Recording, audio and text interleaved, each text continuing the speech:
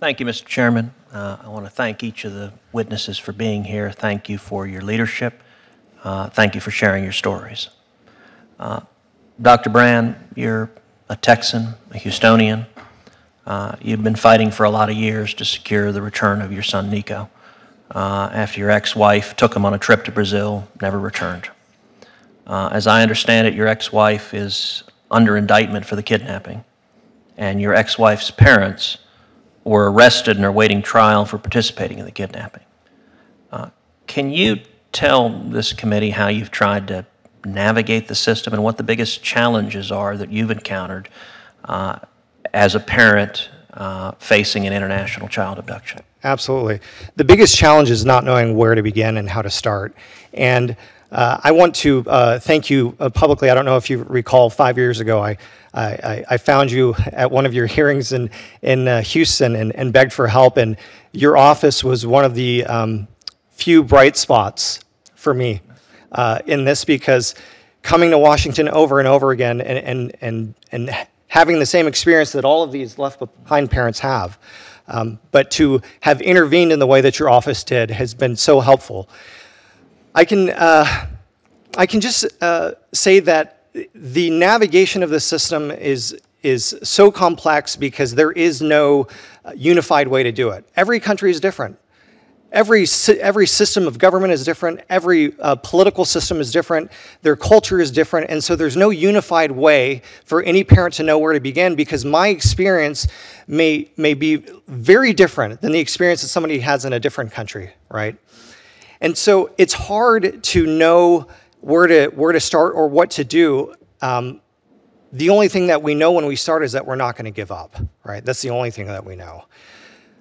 I know that having a coalition here finally starting to consolidate, right? So there's all of these different individuals who have set up, bring my child home and bring my child home and bring my child home, to be able to consolidate this into a group of people who are working together where we can share our experiences and have that opportunity to give advice, to have legal counsel here in DC who knows each one of you in your individual offices would be so helpful, right? To have somebody who has worked this issue over and over again, who says, hey, I know that Senator Cruz has a constituent in Texas who dealt with Brazil. Let's connect you immediately with that. Mm-hmm. Rather than having to find that on your own. That would be the first thing that would be most helpful, is having the resources to know where to begin, because you are lost in this situation. Absolutely lost. It is a brotherhood that needs to come together, that's finally coming together and finally being able to appear, I feel like for the first time in a long, maybe ever, in front of people who care, right? The questions that were asked today were the questions that needed to be asked to hold people accountable. As our representatives, the appointed officials need to be held accountable by the elected officials. And this group of people coming together is the first step in getting the awareness and the public attention that it needs. Well, thank you, Dr. Brand, for your courage and for telling your story, which is powerful, not just in your own family circumstance, but for the impact it has on other parents facing those same circumstances. And we're going to keep working until we bring Nico home. Thank you. Dr. Hunter, you have dealt with this challenge as a mom and ultimately succeeded in bringing your daughter home. Can you share what it took for that to happen? Thank you so much, Senator. So thank you first for working with my fellow parent for Nico. He's absolutely right in that we are seeing for the first time a coalition of parents and a coalition of willing senators who are engaging on this issue. So for me, the simple answer is it took a whole of government response.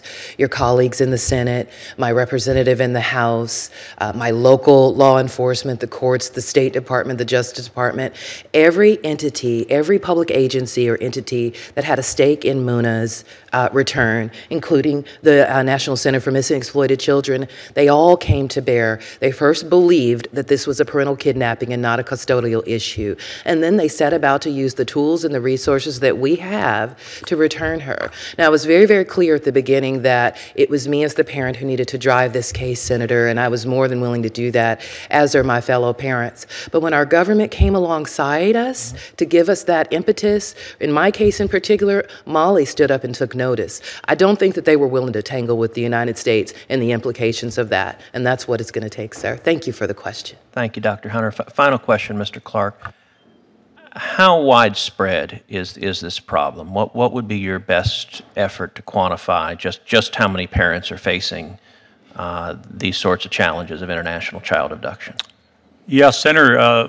Last year, the National Center handled about 1,400 cases of this nature, about 179 specific ones involving the international parental abduction.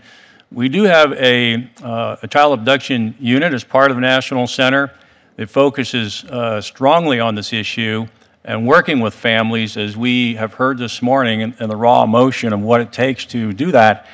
And so when we put this into quantifiable terms, we see it as quite significant. The numbers, as reported even by historical references year over year, that you've got to add more cases to that.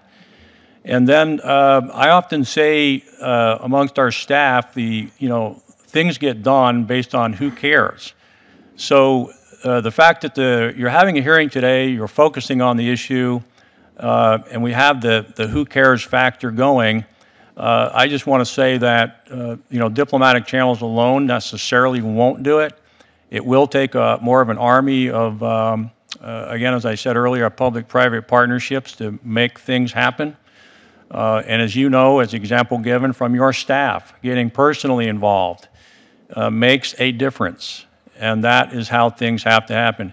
If it's left up to many of the otherwise reasons we might see why no action is taken, we'll have another hearing and another hearing and another hearing, and not too much will change. All right. Thank you very much.